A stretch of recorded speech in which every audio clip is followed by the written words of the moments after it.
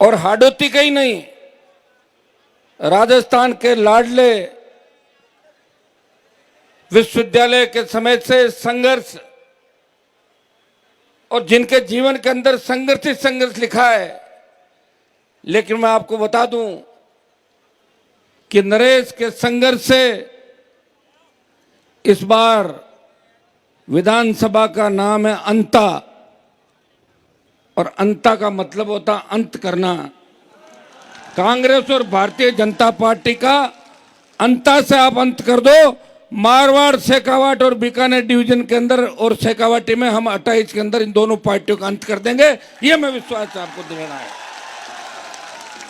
देखिए, इच्छा तो थी 2-2 घंटे हम सब आपके बीच बोलते, समय कम है।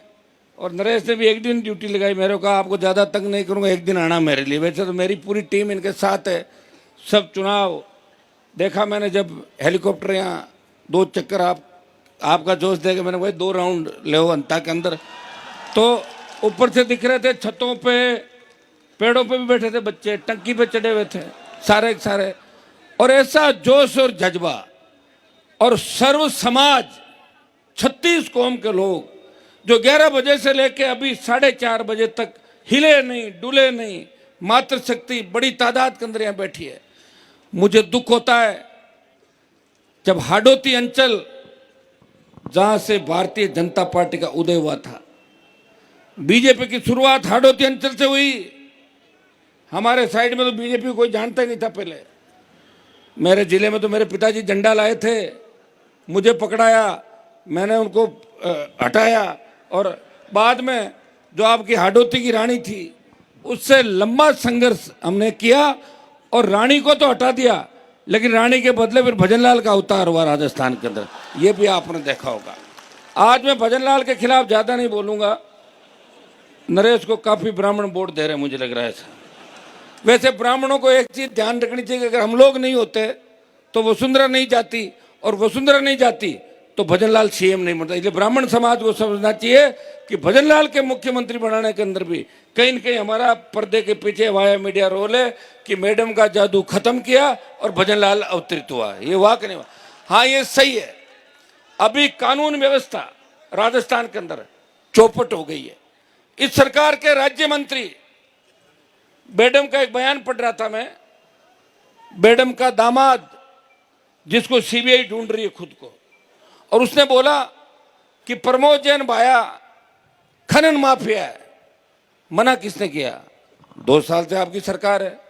भजनलाल जी तो चाहे जो कर देते हैं, कौन रोकता? भजनलाल जी तो ट्विटर को टूटर कह देते हैं। सुनिए, भजनलाल जी का एक में भाषण सुन रहा था जोधपुर में, फ्लाइट तो रात में उड़ती है, वो कह रहे थे संजय सिंह जी कि मेरी रात फ्लैट में उड़ेगी। सारी रात को फ्लैट में उड़ेगी, फ्लाइट रात में नहीं। वो चूकते हैं, आदत है। वैसे देश के अंदर अगर जिंदा मोदी को किसी ने श्रद्धांजलि देने की ताकत है, वो राजस्थान के मुख्यमंत्री भजनलाल ही दे सकते। कह दिया मोदी जी को श्रद्धांजलि, और सत सत अकाल, सत श्री अकाल नहीं, सत अकाल के मतलब 100 साल अकाल पड़े। और कोटा के अंदर बोले बुराइयों के साथ हैं, अहंकारियों का साथ देना है। अब देखिए, हो सकता है उनका बाल मन हो, मुझे तो लगता नहीं उनका मन कैसा, किस तरह की बातें निकलती है। या लोग जो देते हैं लिख के, उसमें वो पढ़ देते हैं। मुझे कोई बता रहा था कि शिखर अग्रवाल जो उनका सेक्रेटरी है, वो फाइल ले जाता है, आखिरी पन्ना पढ़ाता है जिसमें भजनलाल लिखा तो दस्तखत कर देते, चिड़ी मार दो आप, ये भजनलाल। ये हालत राजस्थान की है भाइयों। वसुंधरा जी ने इस डिवीजन आपको ही नहीं ठगा, पूरे राजस्थान को ठगा, जाटों को ठगा, हमारे सबको। जाटों की बहू, राजपूत की बेटी, गुजरों की समधन, रेबारियों की, मीणाओं की बुआ, ऐसी की बाणजी, उसकी मौसी, उसका ये, उसका वो, लगातार। और दुर्भाग्य इस बात का देखिए कि लगातार हाडोती अंचल ने, झालावाड़ ने वसुंधरा जी को कम संख्या के अंदर वोट जब गिनाए, उसके बाद भी इनको जिता के यहाँ से भेजा। लेकिन यहाँ न कोई सड़क है। स्कूल का जो हादसा हुआ था, मैं आना चाह रहा था, नरेश को उस दिन गिरफ्तार कर लिया। कांग्रेस पार्टी जो राजस्थान के अंदर विपक्ष की भूमिका निभा रही है, कांग्रेस के 8 सांसद राजस्थान से, जब लोकसभा चल रही थी, संजय सिंह जी, 7 बच्चे हमारे स्कूल के अंदर छत गिरने से शहीद हो गए, 6 ट्राइबल के थे, 1 ओबीसी का बच्चा था। 8 कांग्रेसी लोकसभा के अंदर एक शब्द नहीं बोले। अगर लोकसभा के अंदर भी नरेश ने मुझे टेलीफोन किया, अंदर से मैसेज किया, भाई साहब इस मामले को उठाना है, मैं तख्ती लेके बेल में घुसा और लोकसभा को रोका कि हमारे बच्चों को न्याय मिलना चाहिए। हाडोती अंचल से भाइयों, जो जोश दिखाई दे रहा आपके अंदर, नौजवानों, ये जोश आज 8 तारीख है, 9 तारीख कल शाम के बाद 10 और 11 तारीख को सरकार गुंडागर्दी करने की कोशिश करेगी, लेकिन नौजवान के सामने सरकारी तंत्र फेल हो जाता है।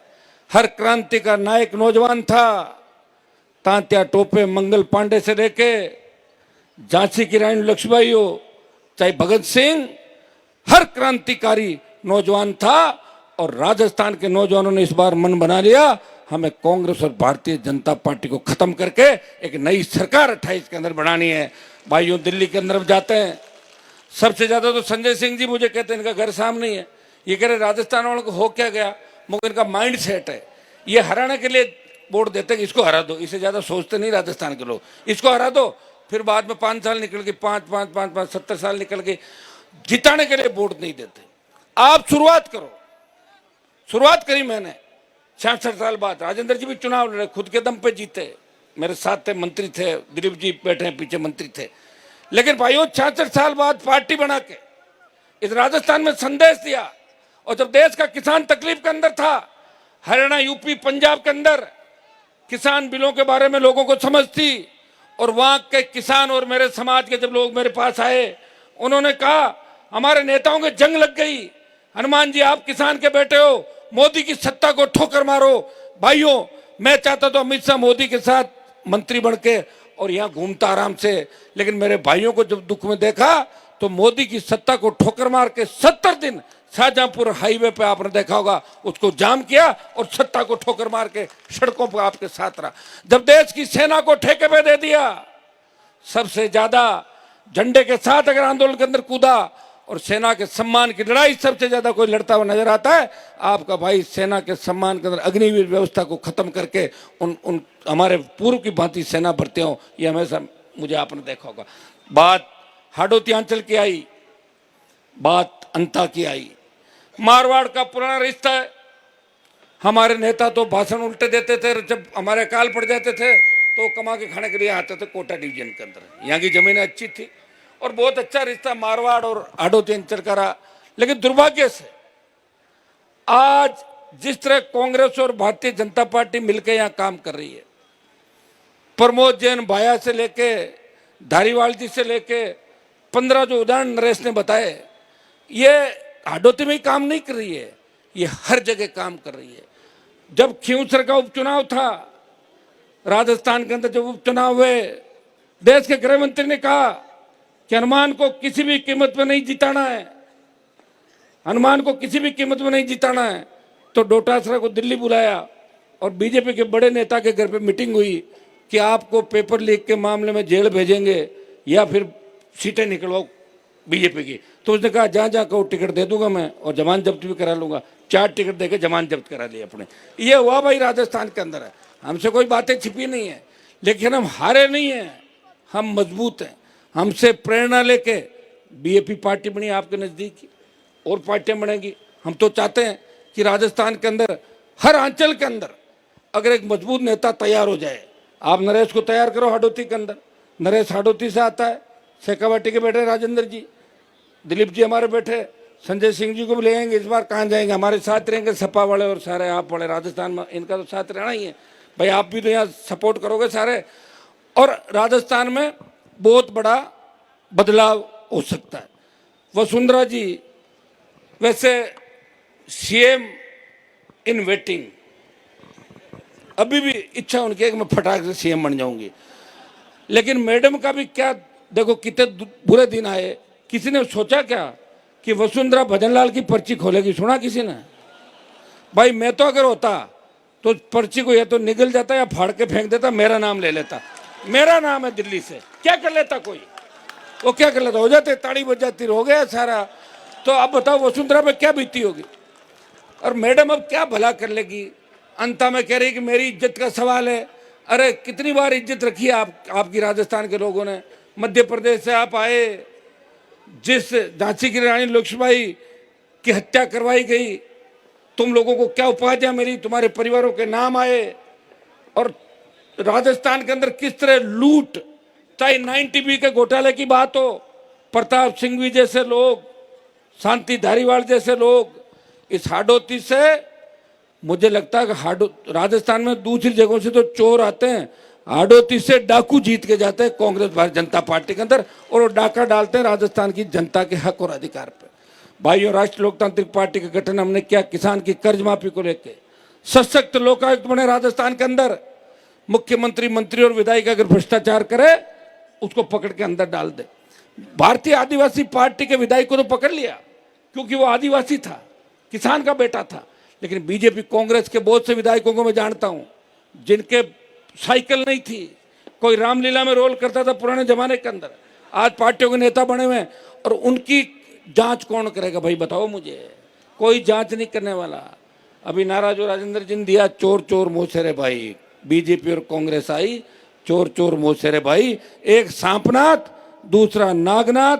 नरेश को यहां से जिताओ, इनकी फन कुचलना आवश्यक हो गई। मैं इतना ही विश्वास आपको दिलाता हूं कि अगर नरेश जीतता है तो हमें सबसे बड़ी ताकत मिलेगी। मुझे तो दुख होता है, मैं किरोड़ीलाल जी मीणा के साथ था लंबे समय तक राजस्थान के, तो उनको लेके घूमता था मैं, मेरा उनसे काम नहीं था। उन्होंने मेरा यूज कर लिया। मेरी बड़ी बड़ी 5-5 लाख की रैलियां दिखा के दिल्ली में कह दिया, देखो ये मेरे साथ है सारे लोग। और 2-3 मुकदमों से बचाव करके घुस गए अंदर। अब इसके पीछे पड़े। मैंने मैसेज कराया किसी से, मेरी तो बात होती नहीं है। मेरे को तो देखो क्या क्या बोला आपने, सुना था सारा। फिर भी मैं चुप हो गया क्योंकि मीणाओं से बहुत प्यार करता हूँ मैं। यूनिवर्सिटी कॉलेज के ज़माने से मीणा समाज के बच्चे मेरे साथ थे जिताने के लिए। तो मैंने कहा भाई डॉक्टर साहब बड़े हैं और इनको अच्छा महकमा नहीं मिला, इसलिए फ्रस्ट्रेट है, कह सकते हैं। फ्रस्ट्रेशन में आदमी बोल भी देता, बुजुर्ग है। और दूसरे दिन उनको बात समझ आई होगी। लेकिन मुझे लगा था कि नरेश के खिलाफ इस बार वो अंता नहीं जाएंगे, क्योंकि नरेश को मैंने किरोड़ीलाल जी के लिए उड़ते हुए पुलिस की लाठियां खाते हुए 20 बार देखा है, 20 बार इसको देखा पड़ा। अच्छा डॉक्टर साहब, अगर नई पीढ़ी को तैयार नहीं करेंगे तो फिर क्या डॉक्टर साहब अमर होंगे क्या? 1000 साल उम्र है क्या डॉक्टर साहब के? यहाँ तो जो आया उसको जाना है, पता थोड़ी लगता है कब कनेक्शन कट जाए। तो नए बच्चों को तैयार करो। हमारे नेताओं ने भी नए बच्चों को तैयार नहीं किया। ये तो मैं आ गया, इन्होंने पुरानी सारी दुकानों के शटर बंद किए और नए नेता तैयार किए हर जगह। ये तो भाग गया, मुझे लग रहा है उड़ गया अपने वाला।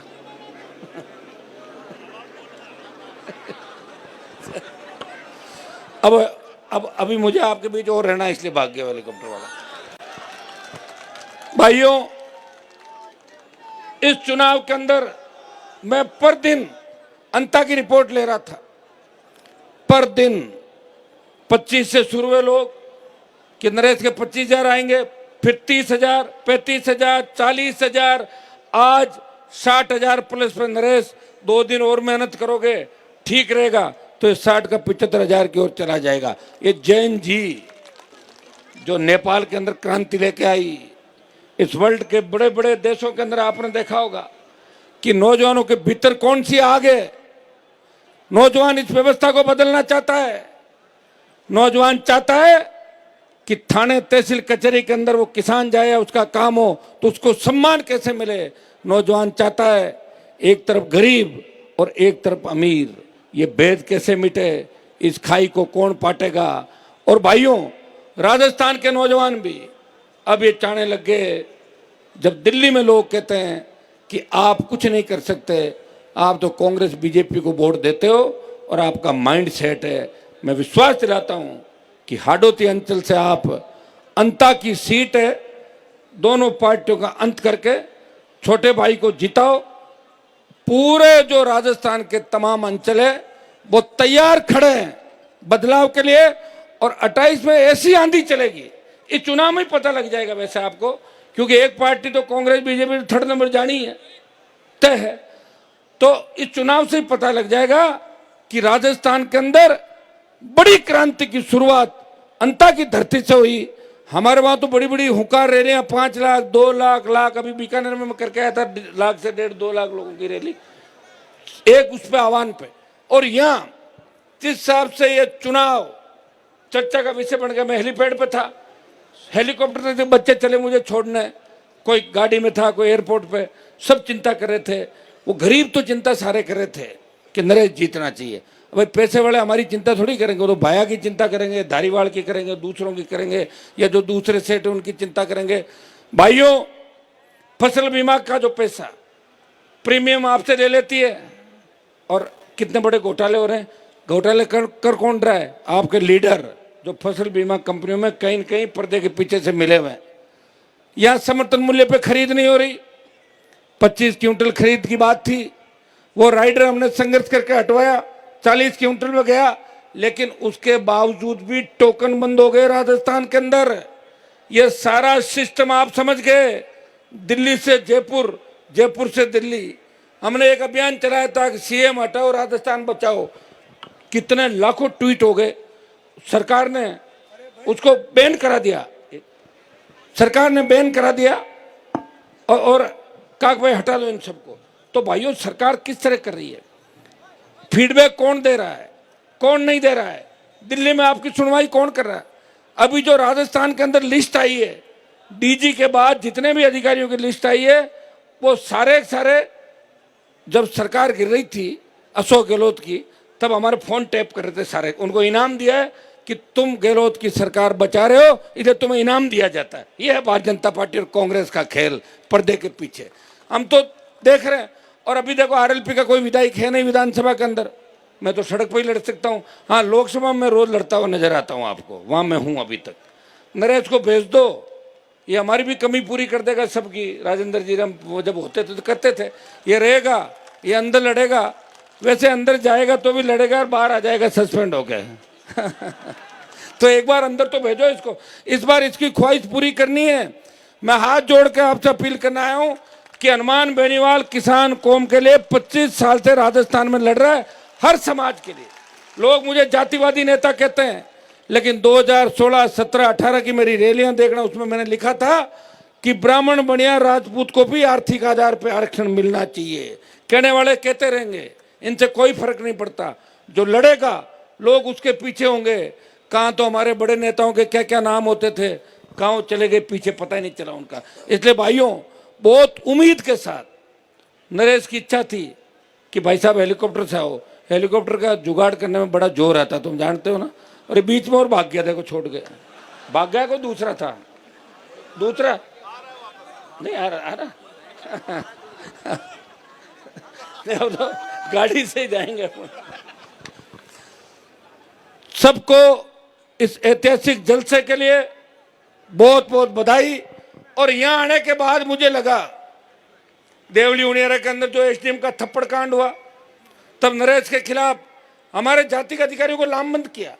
मेरे को मीडिया वालों ने पूछा कि हनुमान जी वो जाट था, मैंने कहा मैं उसके 4-5 थप्पड़ मारा, नरेश ने तो एक ही मारा, ठीक किया उसको। आप ये बताएं।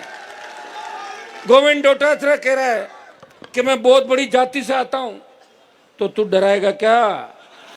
तू तो कांग्रेस से निकाल दे, निर्दलीय लड़ा दो, 3000 वोट ही नहीं आए। निर्दलीय वोट लड़ने में बहुत जोर आता है, तो पार्टी का चिन्ह का वोट होता है। तो मैं भी उसी जाति से आता हूं। आ गया ना हेलीकॉप्टर लेके साथ में।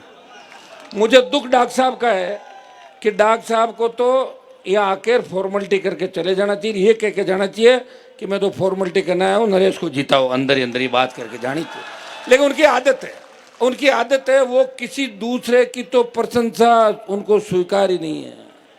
मैं सबसे ज़्यादा खास रहा, मेरे वहाँ तो मीणा वोट कम है, लेकिन डॉक्टर साहब कह रहे ये भी ज़्यादा क्यों घूम रहा, कहीं इधर नहीं आ जाए, इस साइड में जाता हूँ मैं, आपके लिए लड़ता हूँ, सबके लिए। आपका जो भी, मैं तो गुर्जर आरक्षण आंदोलन जब हुआ था, प्रधान जी बैठे, तभी हम सड़कों पे थे। आज भी तमाम समाजों को उनका हक अधिकार मिले। धाकड़ समाज बहुत बड़ी तादाद के अंदर कोटा झालावाड़ के अंदर है, लेकिन धाकड़ समाज को कौन सा प्रतिनिधित्व मिला? बना दिया हीरालाल जी को मंत्री कुछ समय के लिए। आपको भी पता है हीरालाल जी कितनी चल रही है, किस तरह काम कर रहे हैं। धाकड़ समाज, सर्व समाज यहाँ पे मीणा, गुजर, धाकड़, आपका जो एसी का, बाबा साहब के सपने कैसे पूरा करोगे, बताया ना इन्होंने सारे। तो मिलजुल के शोषित पीड़ित तबका, जाट समाज, राजपूत समाज, तमाम समाज, ब्राह्मण, बनिया, सर्व समाज। देखिए आज़ादी का आंदोलन जब चला था तब सारी जातियां आई थी, और जब बड़ी लड़ाई आ जाती है तो छोटी लड़ाइयों को छोड़ के बड़ी लड़ाई के लिए सारी जातियां मिलकर लड़ाई लड़ती है। लड़ी नहीं कोरोना के खिलाफ आप। तो ये सोच लो, इस कांग्रेस और भारतीय जनता पार्टी को हाड़ौती की धरती से भगाना है। अंता आप दे दो नरेश को और राजस्थान दे देंगे हम आपको, इतना ही विश्वास। और फिर मैं आपको बता दूं, जो जो नाम नरेश ने बताया, चाहे धारीवाल हो, चाहे सिंघवी और भाया हो, ये 24 घंटे के अंदर अंदर अगर घघरी पहना के और सड़क पर नहीं निकाल दिया तो हमारे को बता देना। आजकल घघरी बड़ा ट्रेंड चल रहा है, घघरी पहना के मुलजिमों को ले जाते हैं सारे। ये हम आपके लिए कर सकते हैं, आप सबको इस ऐतिहासिक कार्यक्रम के लिए। और मैं तो गदगद हो गया, संजय सिंह जी भी गदगद हो गए। आना तो हम दोनों को साथ था, आए अलग अलग, लेकिन हमारा मकसद, मिशन, जो मंच पे बैठे हम सबका एक ही मिशन और एक मकसद है कि राजस्थान में बदलाव हो। इन दोनों पार्टियों को घर बिठाएं, तीसरी ताकत खड़ी करें, और तीसरी ताकत की शुरुआत हाड़ौती की धरती से आप लोगों को करनी है। और मेरा भी मान और सम्मान रखना, मैं आपके लिए लड़ रहा हूं हमेशा। किसान कर्ज माफी की बात हो, चाहे खरीद की बात हो, चाहे दूसरे मामले हो, इस प्रदेश में जहां भी आवश्यकता पड़ती है, हनुमान बेनीवाल आपके हक और अधिकार के लिए हमेशा लड़ता हुआ नजर आता है। इस लोकसभा के अंदर, विधानसभा के अंदर सत्ता को ठोकर मार के सड़कों पे मंत्री नहीं संतरी बन के आपकी सेवा की। और आगे भी आपको विश्वास दिलाता हूं, इस प्रदेश के अंता के हाड़ौती के किसान का जहां पसीना बहेगा वहां खून दे के भी मैं आपके उसको हक और अधिकार दिलाऊंगा। इतना विश्वास मैं आपको दिलाता हूं। भाई नरेश मीणा की 11 तारीख को 6 बजे तक आपको इसी ताकत के अंदर एक एक व्यक्ति को सोशल मीडिया के माध्यम से, दूसरे माध्यमों से, एक चीज का ध्यान रखना, लोग आपको उकसाएंगे, कोशिश करेंगे झगड़ा करे, ये करे वो करे। चुनाव आपके पक्ष में है, एक एक वोट पहुंचना चाहिए और पूरी ताकत के साथ लग जाओ। और अंता के सर्व समाज से मैं अपील करता हूं कि अगर हमने आपके लिए कुछ इस राजस्थान को दिया है 25 साल के अंदर, तो हाथ जोड़ के हमारी अपील है, हम सब मंचासीन नेताओं की अपील है कि सारे भाई, कांग्रेस बीजेपी को तो रोज जिताते हो और हराते हो, और भाया तो और आगे हो जाएगा। घनी चोरी कर ली, क्या करोगे, पूरी रेत खा गया राजस्थान की, बजरी खा गया। और बीजेपी का जो पकड़ के लाए कैंडिडेट, इनको भी बन भी जाए तो क्या कर लेगा, घने लल्लू बैठे हैं बीजेपी के अंदर, कौन पूछता है। कि नरेश को भेजो और हमारा मान और सम्मान रखो। हम हमेशा आपके लड़ते रहेंगे। एक नारा लगाए, जय जवान, जय जवान, इंकलाब।